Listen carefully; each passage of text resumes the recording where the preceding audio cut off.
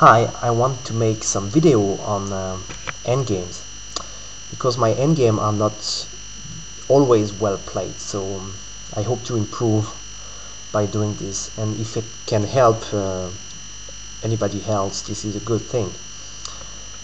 So here we start with a very basic position, and it is white to play to win, and maybe you want to find out how to do it. Okay, so obviously we want to get the king away of the A file so we can promote the pawn, right?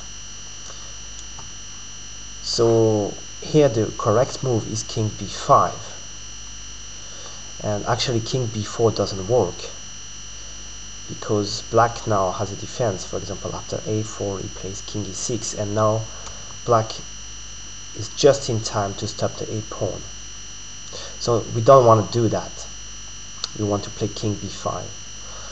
So we will be able to put our king into the way of black king when the time has come to stop black.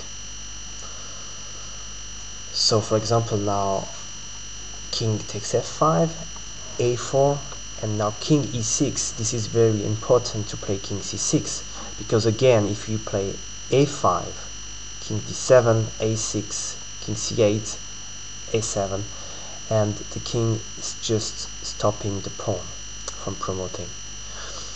So after king e6, it's really important to play king c6, and what it does, it's blocking this king, the black king.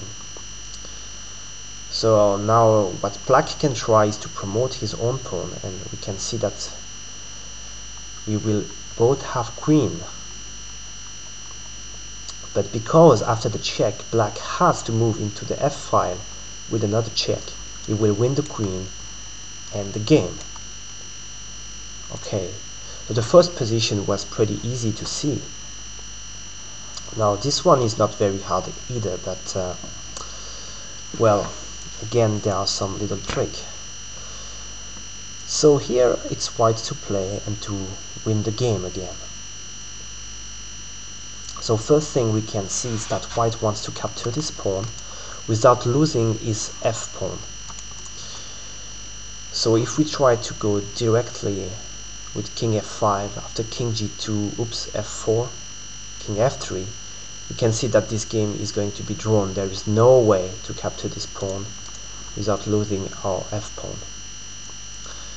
Okay, so let's go back. The correct move here is king g3. What this does is cutting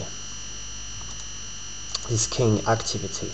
So now if black wants to activate his king, he has to go all the way, the long way here.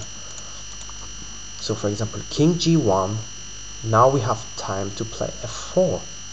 The idea is to bring this pawn closer to this one. So when we will be capturing the f pawn, we will be also protecting the f pawn, this white pawn. So after king f1, we play f5, and this is really important to play f5, because if we try to play king f3, black has a drawing move. Can you see it? Well, black plays f5, and now we are forced to move the king, right?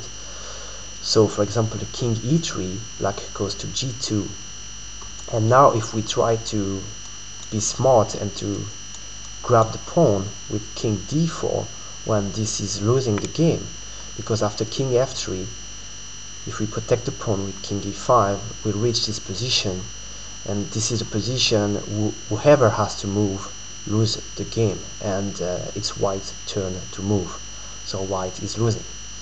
So let's go back. So here in this position, it's really important to play f5 to keep on the plane. So now black is trying to activate his king on e2. What do? We keep the king away. We go king f4, king d3, king e5, and we go closer to this pawn here. So now black tries to play king e3, we play f6. And now the plan is very simple. Black has no time to reach this pawn before us. So king f3, king d6, king f4, king e7, and we will be catching this pawn while protecting this one. King f5, king takes f7, and well, this is clearly won. Okay, I hope you find those two examples instructive, and see you soon for another video.